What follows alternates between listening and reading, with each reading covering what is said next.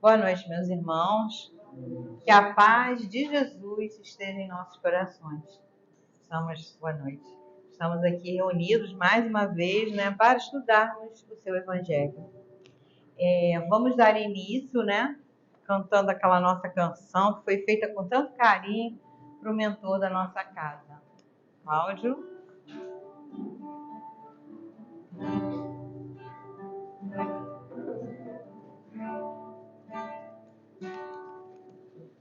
Paz, irmão, olha por nós, dai-nos a bênção do Senhor. Paz, irmão, olhai por nós, mostrem-nos o caminho do amor. Espírito simples, mas superior, sempre pronto pra nos amparar. Espírito vivo e fundamental, Padre, seu amor é imortal. Sinceridade é uma dádiva de luz, de caridade, sempre em nome de Jesus. Padre Germano, nosso mentor, fonte de ternura e de amor. Padre Germano, nosso mentor, fonte de ternura e de amor.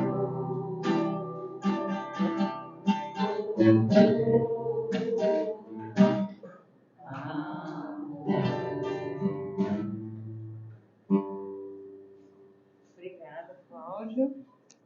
Vamos lá, vamos fazer a nossa página de abertura. Eu peguei ali o livro Caminho, Verdade e Vida, a mensagem é do nosso irmãozinho, né, Emanuel, e foi recebida pelo nosso querido Chico. Aberta ao acaso, não sei se vai bater com o tema, velar com Jesus.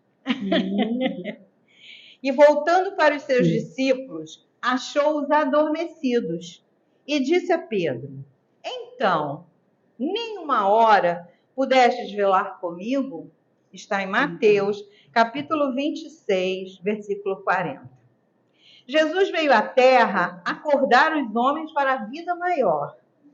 É interessante lembrar, todavia, que em sentindo a necessidade de alguém para acompanhá-lo no supremo testemunho, não convidou seguidores tímidos ou beneficiados da véspera, e sim os discípulos conscientes das suas próprias obrigações. Entretanto, esses mesmos dormiram, intensificando a solidão do divino enviado. É indispensável rememoremos o texto evangélico para considerar que o Mestre continua em esforço incessante e prossegue convocando cooperadores devotados à colaboração necessária. Claro que não confia tarefas de importância fundamental a espíritos inexperientes ou ignorantes, mas é imperioso reconhecer o reduzido número daqueles que não adormecem no mundo. Enquanto Jesus aguarda resultados da incumbência que lhes foi cometida. Olvidando o mandato, esquecendo, né, de que são portadores, inquietam-se pela execução dos próprios desejos, a observarem em grande conta os dias rápidos que o corpo físico lhes oferece. Esquecem-se de que a vida é a eternidade e que a existência terrestre não passa simbolicamente de 1 hora. Em vista disso, ao despertarem na realidade espiritual, os obreiros distraídos choram sobre o látego da consciência e anseiam pelo reencontro da paz do Salvador. Mas ecoam-lhe aos ouvidos as palavras endereçadas a Pedro. Então, nem 1 hora pudestes velar comigo? E em verdade, se assim não podemos permanecer com Cristo ao menos 1 hora, como pretendermos a divina união para a eternidade? E aí? Estamos adormecidos? Isso aqui é um puxão de orelha para nós. Porque quando está tudo bem, a gente nem lembra do mestre querido. Mas na hora do sufoco, na hora do aperto, a gente não esquece, não. A gente pede socorro, né? A ele. Mas ele quer de nós aquilo que ele pediu. E que é tão simples, né? Ama o teu próximo, ama a Deus sobre todas as coisas, e ao teu próximo como a si mesmo. Então, na hora que a gente, né, esquece disso, a gente está dormindo, esquecendo de Jesus. O nosso compromisso é conosco. Jesus é paciente, Deus é paciente e vai nos dar quantas oportunidades a gente precisar. Mas não vamos perder tempo, não, porque 1 hora, né, passa rápido, é uma encarnação. Então não vamos perder tempo, não vamos cochilar, não, tá? Fica aí a mensagem dessa noite e vamos acompanhar Jesus em todos os momentos. Vamos fazer agora a nossa prece. Nesse momento, né, em que o Cristo está muito presente na nossa mente, no nosso coração, por essa semana tão falada, né? E hoje a mensagem vem falar de Jesus, e talvez a nossa irmãzinha também venha falar de Jesus. Vamos lembrar do nosso compromisso para com Ele. Nesse momento, elevamos o nosso pensamento ao alto, pedindo a Deus, nosso Pai Criador, a Jesus, nosso Mestre querido, a Germano, mentor espiritual desta casa, e a toda a sua falange de trabalhadores, que nos envolvam com seus fluidos benéficos, que possamos perceber a doce presença desses irmãozinhos espirituais que aqui estão nos aconchegando, nos ajudando, nos auxiliando, nos dando força e coragem para vencermos as nossas dificuldades. Pedimos por todos aqueles nomes que colocamos ali ao entrarmos, né? Irmãozinhos encarnados, irmãozinhos desencarnados que necessitam tanto das nossas vibrações amorosas, que possamos aproveitar esse ambiente que está protegido, que está blindado, para que possamos recompor o nosso corpo físico, mas principalmente o nosso corpo espiritual. Pedimos a Germano querido que envolva a nossa irmãzinha Maeli, que fará o uso da palavra. E pedimos que todos aqueles que estiverem necessitando de alguma coisa que vieram buscar nesta casa, que possam ser acolhidos. E assim, então, agradecidos por tudo que a gente já está recebendo e irá receber até o final dessa reunião, pedimos a permissão para iniciarmos os estudos desta noite. Que assim seja, graças a Deus. Graças a Deus. Bom, tem alguém novo aqui hoje pela primeira vez? É ela ali. Então, a nossa irmãzinha Maeli, né? Tem uma outra ali. Tem outra também? É isso mesmo, a filha da Rose. Sejam bem-vindos à nossa casa, né? E a nossa irmã Maeli hoje fará a palestra da noite. Obrigada, Vera. Boa noite, queridos. Que bom ver esses rostinhos, né? A gente chega um pouco cansado, né? O dia puxa isso da gente, a nossa energia. Mas chegar aqui traz uma certa paz, né? Dá um oásis para a gente. E assim como ela, que se emocionou bastante com a música, sempre eu me emociono. Hoje eu falei, não, eu vou prestar mais atenção neles do que ficar me emocionando. Eu preciso ficar bem para falar. Então, às vezes, a emoção toma a gente, né? E aí, quando a gente vai falar, a coisa está um pouco embargada. Então, para quem vai fazer o uso da voz, isso às vezes não é muito bom. Então, esse é o tema. A tua fé te curou. Te curou de quê, hein? Essa é a questão, né? Porque Jesus nos cura de muitas coisas, né? Resta saber para onde a nossa fé está nos conduzindo. Né? Então, eu me baseei no capítulo 19, item 12 do Evangelho. Depois vocês leiam. É o capítulo que fala da fé, onde Kardec colocou o título de que a fé transporta montanhas. Eu não sei se a gente acredita nisso, mas é o capítulo que eu me baseei para trazer o estudo da noite. Então, Evangelho segundo o Espiritismo, capítulo 19, item 12. É um texto que particularmente eu gosto muito, porque a gente tem o hábito de vincular a fé a algo mítico e apenas religioso.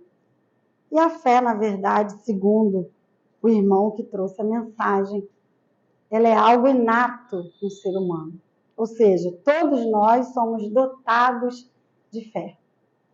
A questão é, será que a gente usa essa fé? Em que a gente usa essa fé? Para quê? Para receber curas? Que tipo de cura? A cura apenas do corpo ou também a cura da alma?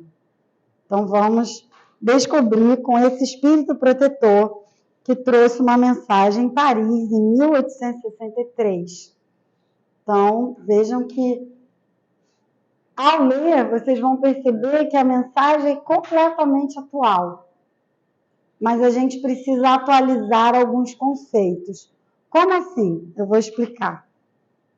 Ele começa dizendo assim: no homem, a fé é o sentimento inato dos seus destinos futuros. É a consciência que ele tem das faculdades imensas depositadas em germe no seu íntimo. A princípio, em estado latente, e que lhe cumpre fazer que desabrochem e cresçam pela ação da sua vontade. Então, ele já dá uma informação interessante.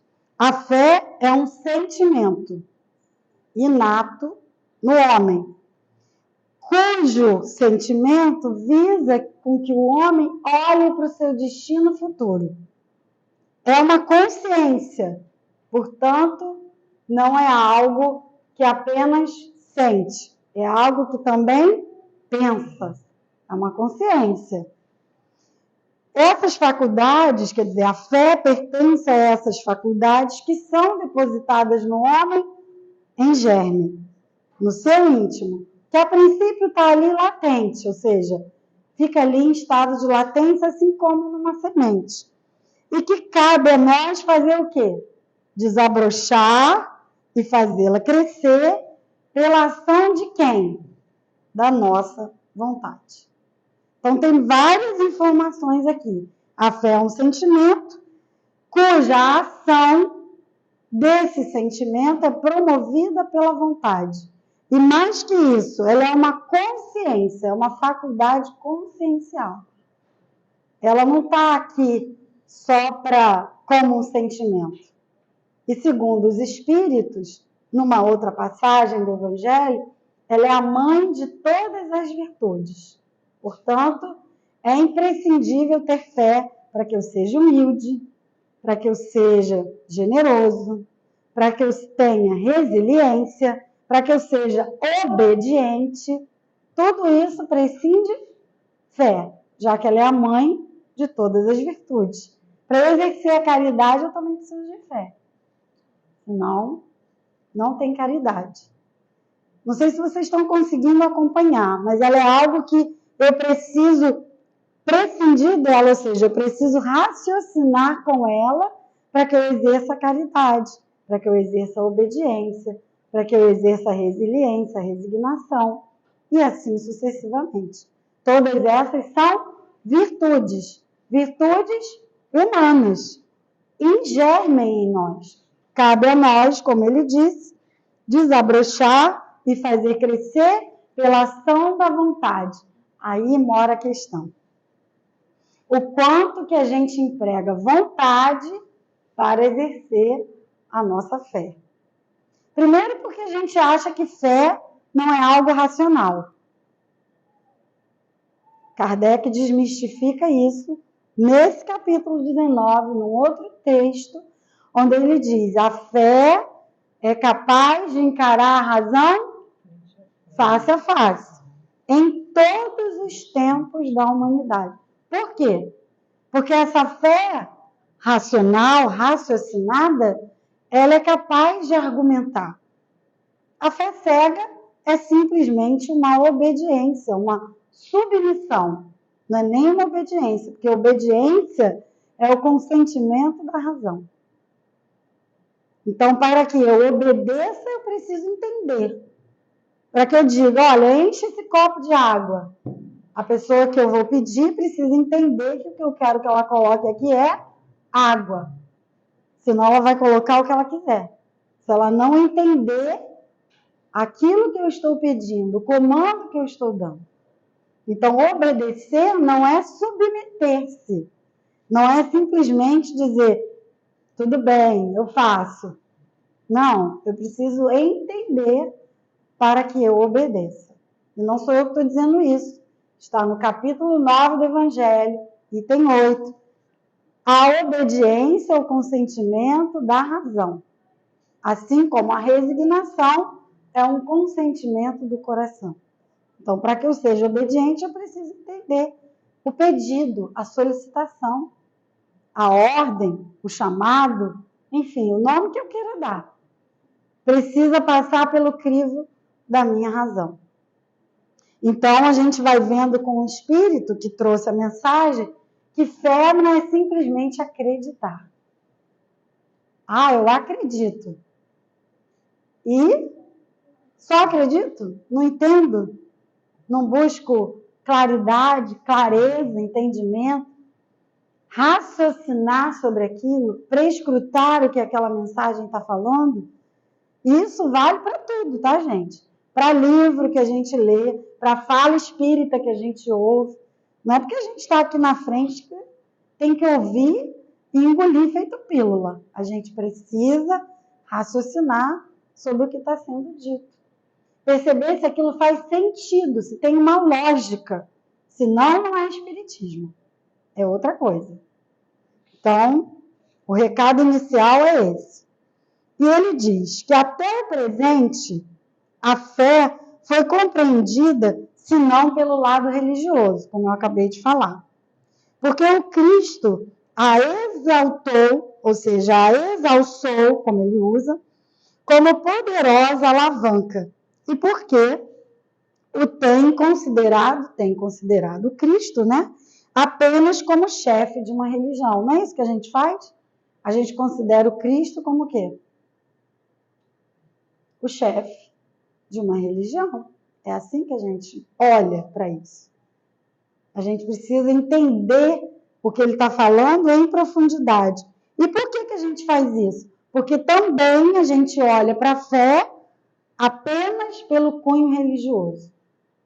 Então, você tem fé na religião espírita, você tem fé na religião católica, você tem fé naquele amuleto que você carrega, você tem fé na oração que você faz, você tem fé nisso, naquilo, naquilo outro.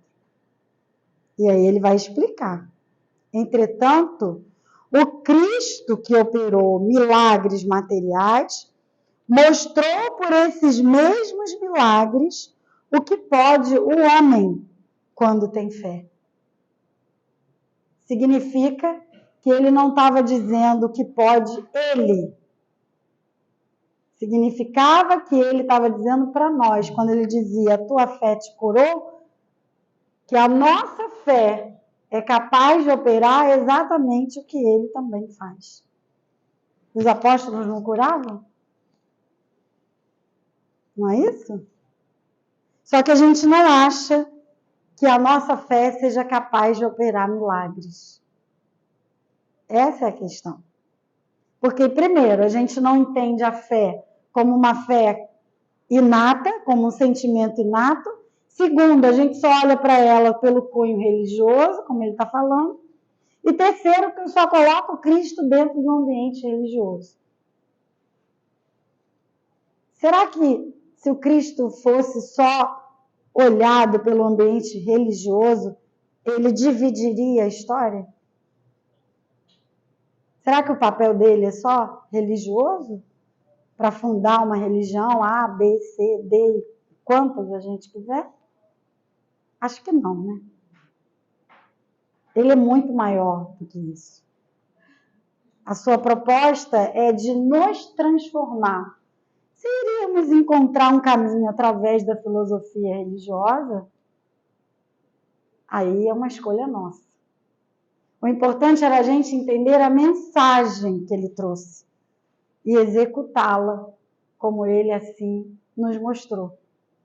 Então, às vezes, a gente entra num templo religioso, faz todo o rito, mas no dia a dia, no nosso labor diuturno, né? E assim, diário, é difícil. Porque é difícil velar com o Cristo. Né? Velar com Ele significa estar com Ele. Então é mais fácil cochilar, dormir, deixar que Ele resolva. Vamos ver se amanhã, quando eu acordar, vamos ver se isso passa. Então a gente precisa desmistificar a fé. E é isso que ele vai fazer agora.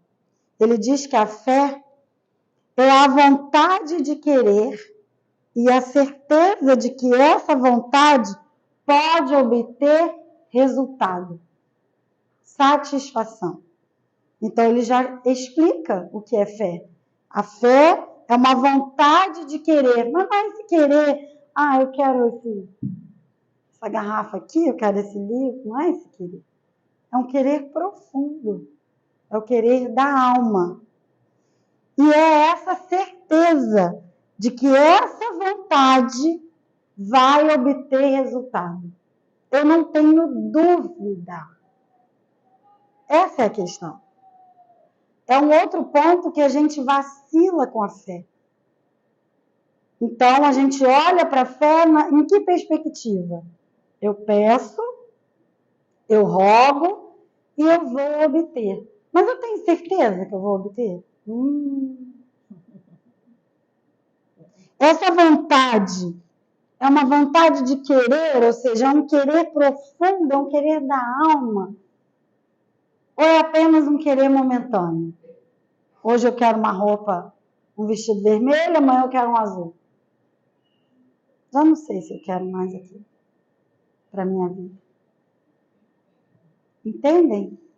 Por que ela é mãe de todas as outras virtudes? Porque ela é profunda. Não há como ter fé no raso. E a gente ainda usa a fé de forma muito rasa. Por quê? Porque a gente não entende. A gente não entende a fé em profundidade. A gente olha para a fé de uma forma assim, tanto quanto, sem saber muito como é que ela é. Foi nos ensinada a fé de um jeito totalmente diferente do que o Espírito está falando aqui. Concordam? A fé que nos foi ensinada é: ore, vá para um templo religioso, faça isso, faça aquilo. Não que isso não seja importante. Entendam. Mas se eu não olho a fé dentro de mim, se eu não me vejo capaz de realizar, como ele está dizendo aqui, eu coloco tudo na mão do outro. É por isso que ele dizia: a tua fé te curou. O que ele está dizendo? Não põe na minha mão a cura. A cura está em você. Porque a cura só foi possível porque você operou fé. Você trouxe o sentimento de fé. Você trouxe essa vontade, esse querer. Você trouxe essa certeza de que você obteria resultado. E o resultado seria satisfatório. Isso não é simples. Não é fácil, porque nós colocamos um monte de coisa em cima. Não é que seja impossível, é porque nós colocamos obstáculos. A fé genuína, simples, como ele dizia para todos aqueles que ele curou, essa não é difícil. Só que a gente foi botando um monte de empecilho. Se eu não estiver na religião tal, se eu não orar desse jeito, se eu não fizer o jejum de tal forma, se eu não limpar, lavar as mãos, lembra dos costumes judaicos? Então, se eu não fizesse tudo aquilo, e até hoje a gente acha que precisa fazer várias coisas para obter o resultado que a gente quer, aí a gente não olha para a fé verdadeira, para a fé genuína. E aí a gente não entende essa fala. Por que ele dizia a tua fé te curou? Como assim a minha fé? Não foi o poder dele, não, que me curou? Quantos, assim, muito mais do que quem está aqui encarnado agora, juntando com quem está aqui desencarnado, estava ali naquela multidão e não tinha cura. Quantos? Quando aquela mulher hemorroíça vara aquela multidão em busca de só tocar aquela roupa, quantos ali estavam? Mas só ela consegue tocar a veste e ser curada. Por quê? Por que ela foi curada? A fé. Primeiro, ela não olhou os obstáculos. Uma mulher sangrando numa sociedade como aquela, ela corria o risco de ser apedrejada. Ela era impura, não podia. Segundo, ela coloca o propósito e vai. Ela não quer saber quem está do lado, ela não quer saber se ela pode ser apedrejada por aqueles homens que lá estavam. Ela simplesmente coloca a vontade de querer em primeiro plano. E mais do que isso, a certeza de que ela, ao tocá-lo, ela seria curada. Não importa onde ela ia tocar. E isso foi tão impactante que nos registros bíblicos é só com ela que Jesus disse: quem me tocou? Quem? Que força foi essa que tirou poder de mim? Essa é a fé que todos nós temos. Qual é a diferença? Ela colocou a dela em ação. E nós? Essa é a questão. Porque às vezes a gente acha que a mulher hemorroíça é aquela mulher lá, de mais de 2000 anos. Foi para ela. Será? Você também tem isso em germe. Basta o quê? Colocar em ação. Colocar a vontade de querer e a certeza de que vai obter. Para isso eu preciso entregar-se. Essa é a questão. É difícil se entregar para Jesus. Porque a gente ainda titubeia, a gente duvida, tem medo. Será que vai dar certo? E se eu for para a direita? Não sei se eu vou para a direita, se eu vou para a esquerda. É por isso que essa vontade precisa estar firme nesse querer profundo. Porque aí sim, eu tenho a certeza de que eu vou obter. Não tenho dúvida. Ela não tinha dúvida que ela seria curada. E mais ainda, ela não tinha dúvida que ela ia tocá-lo. Isso é muita audácia. Era muita gente. Ela não tinha dúvida de que ela chegaria até ele, que ela iria tocá-lo. É uma certeza muito grande. Onde nada a abalou. O medo da morte, por ser mulher, por estar sangrando, pela multidão, nada. Nada, absolutamente nada. E quantos empecilhos a gente coloca? Ixi, A gente levaria a noite toda falando. Então, ele vai dizer que quando a gente começar a entender pelo estudo do espiritismo e do magnetismo, nós vamos compreender esses milagres completamente. Que magnetismo é esse? Todos nós temos uma áurea. Todos nós somos energia. O espírito nada mais é do que uma energia. Lembra quando eles dizem lá no Livro dos Espíritos? É uma chama, é uma chispa, é uma energia. Quando é que a gente vai entender esse magnetismo? O que é ele? O primeiro veículo mais fácil para a gente entender esse magnetismo é o pensamento. Ela precisou de um pensamento firme, forte, robusto. Ela não oscilou. E a gente não acha que pensamento é magnetismo, é energia. Mas Emmanuel diz isso em Pensamento e Vida. O pensamento é uma energia que dimana do ser. É um dínamo gerador. E mais que isso, ele tem forma. Então a gente precisa entender que forma estão os nossos pensamentos. Para que esse magnetismo, de fato, me ligue a esse objeto, a esse objetivo, aquilo que eu quero conquistar. Aquilo que eu quero ter. Aquilo que eu quero que chegue na minha vida. Como é que vai chegar algo até você se magneticamente você não vibra aquilo? Não tem como.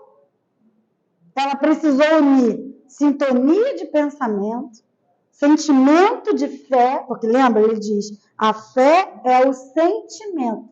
Então, pensamento, sentimento de fé, ação, para que a cura viesse. Então, quando a fé se estabelece em nós, eu tenho isso tudo unido. Por isso a entrega. Não há como a gente exercitar a fé sem a entrega.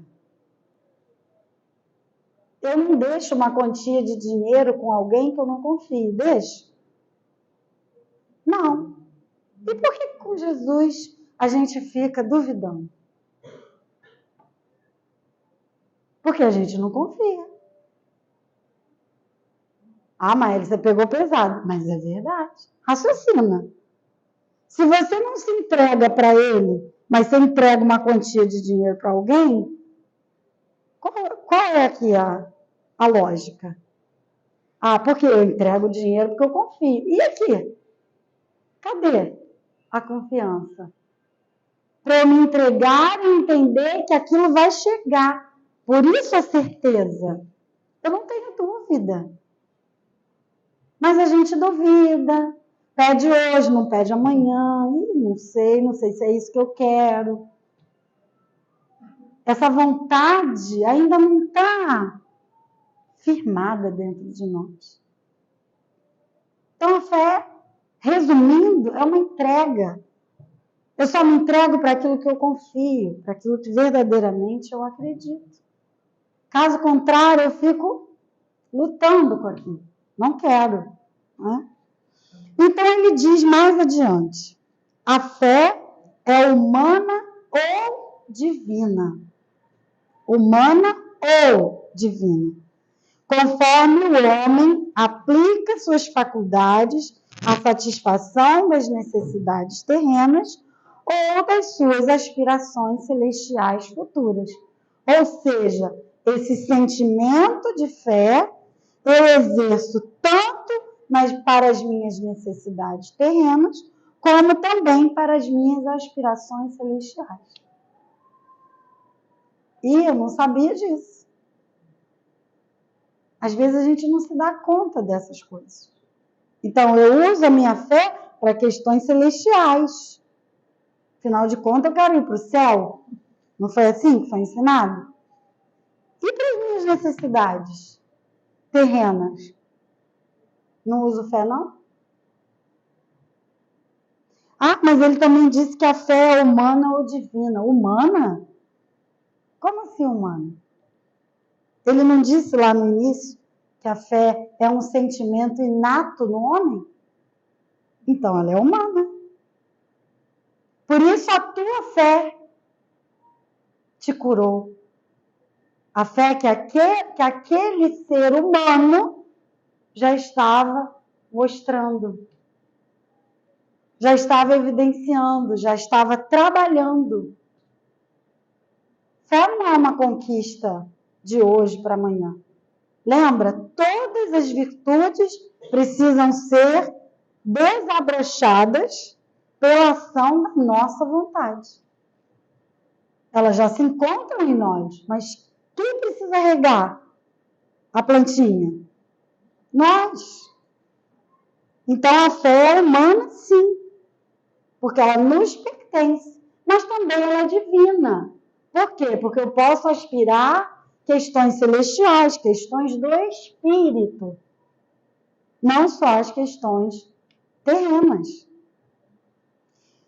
O homem de gênio, ou seja, o homem inteligente, que se lança à realização de algum grande empreendimento, triunfa se tem fé. Você diz assim, nossa, aquele empresário é tão bem sucedido. Ele tem fé. Ele confiou. Ele se entregou àquilo ali. Ao seu aprendizado, ao devotamento do estudo, às pesquisas. Ele confia nele mesmo. Quantas vezes a gente duvida de nós? Porque sente em si mesmo que pode e há de chegar ao lugar que tanto deseja. Certeza que lhe faculta uma imensa força.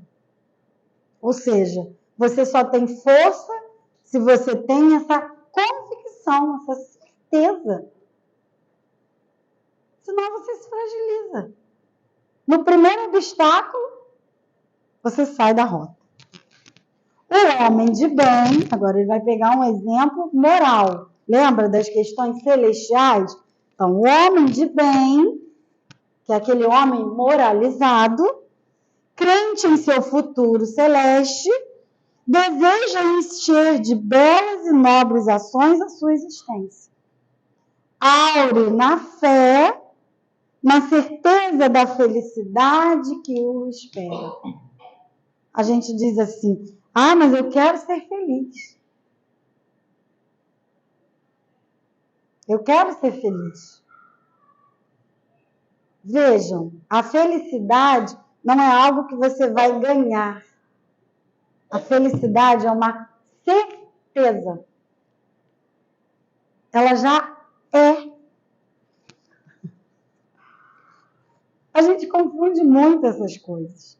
Então a gente fica, eu quero ser feliz, eu quero buscar felicidade. Felicidade já é sua, criatura. Você só precisa descobri-la dentro de você, ela já te pertence. Não é algo que vai chegar. Você só vai descobrir. Você só vai vê-la germinar, mas ela já é. E a gente fica achando que é um lugar, que é alguma coisa, que é, sei lá, qualquer coisa, né? Igual a música, além do horizonte existe um lugar, né? Bonito e tranquilo, não é assim? Para a gente se amar, ou seja, a gente se amar também em comunidade. Mas não, a gente pode se amar agora. O que está faltando? Vontade.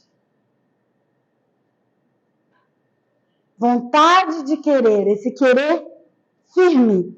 E a certeza de que essa felicidade é minha herança, já é minha. Ninguém tira de mim. Eu só preciso descobri-la. É interessante olhar essas coisas, né? Essa força necessária, quer dizer, a fé, ainda aí se operam milagres de caridade, de devotamento, de abnegação, Enfim, com a fé não há maus pendores que não se consiga vencer. Com a fé não há maus pendores que não se consiga vencer. Então, se eu não estou vencendo algumas questões, adivinha? O que está faltando? Fé. Fé. Exercício de fé. O magnetismo, lembra? Essa energia é uma das maiores provas do poder da fé posta em ação. Por quê? Uma pessoa de fé, ela é magnética. Por isso Jesus sente, quando ela toca a veste dele, que poder, virtude tinha saído dele. O magnetismo dela tira dele aquilo que ela precisava para curar o corpo físico dela. É bonito isso, né? Então, como é que eu mantenho esse magnetismo para que eu vença esses maus pendores? Primeira coisa, bons pensamentos. Atitudes nobres, melhores. Buscar olhar o mundo por uma outra ótica. E descobrir em mim mesmo as minhas potencialidades. Já está acabando. É pela fé que ele cura e produz esses fenômenos singulares, qualificados outrora de milagre. Nada mais é do que a sua fé que encontrou alguém que tinha o magnetismo necessário e a fé se operou. É só isso. Não é algo miraculoso. É um sentimento que encontra outro. E pronto. Repito, a fé é humana e divina. Aí vem um puxão de orelha. Se todos os encarnados se achassem bem persuadidos, ou seja, convencidos da força que em si trazem, e se quisessem pôr a vontade a serviço dessa força, seriam capazes de realizar o que até hoje eles chamaram de prodígios, e que, no entanto, não passa de um desenvolvimento das suas faculdades humanas. Qual é a questão, então? Se a gente já tivesse entendido, compreendido a força que nós trazemos em nós, pronto. Simples assim. A questão é que a gente vai duvidando dessas forças, não acreditando nelas, não dando muito valor para as nossas conquistas, porque a gente só valoriza coisas grandiosas, esquece das coisas pequenas, e aí a gente vai tropeçando. E Joana diz o seguinte, para a gente concluir. O homem crê por impositivo da evolução, por hereditariedade psicológica. A fé, por isso mesmo, manifesta-se de maneira natural e racional. Lembra que ele falou no início? Ele falou de sentimento e ele falou de consciência, ou seja, ele falou de razão. A fé não é uma coisa cega. Eu preciso saber para onde eu estou indo, para onde eu quero ir. Senão, não tem fé. A primeira, que é essa fé que se encontra íncita no homem, naturalmente germinada dentro dele mesmo, enquanto a outra é adquirida através do raciocínio e da lógica. Então, em primeiro, essa questão que ela fala psicológica da hereditariedade evolutiva, ou seja, você crê porque crê? Isso está lícito em nós, já está ali, em germe. Mas a segunda, que é a raciocinada, que é a que eu ponho lógica e entendimento, a que eu empreendo esforço, essa vai vir através do raciocínio de uma lógica. Eu preciso pensar sobre aquilo. Que os neurocientistas hoje chamam de metacognição. Pensar sobre o que eu penso. Eu preciso pensar sobre aquilo que eu penso. E isso é um atributo humano. A palavra pode parecer magnânima, mas todos nós somos capazes de pensar sobre aquilo que pensamos. E o nome disso é metacognição. Então ela diz, mais adiante, aprende a crer nos teus valores. A gente não crê nos nossos valores. É só quando a gente ganha estrelinha que a gente acha que a gente é capaz. Se a gente errar qualquer coisa, acabou.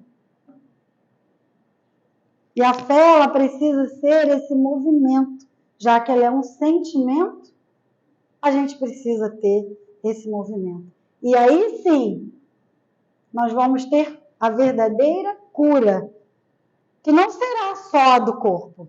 A do corpo também, mas será a do nosso espírito. Então, essa é a mensagem de hoje para todos nós. Fiquem em paz, que Jesus os abençoe. Uma feliz Peixá, que é assim que se chamava na época de Jesus, para todos nós. Que nós possamos verdadeiramente nos libertar. Esse é o verdadeiro sentido da Páscoa. Não esse que a gente costuma ver na telinha, na televisão, na mídia.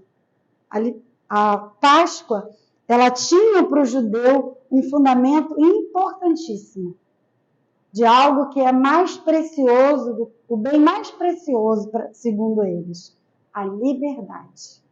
Portanto, Jesus é esse ser que nos liberta.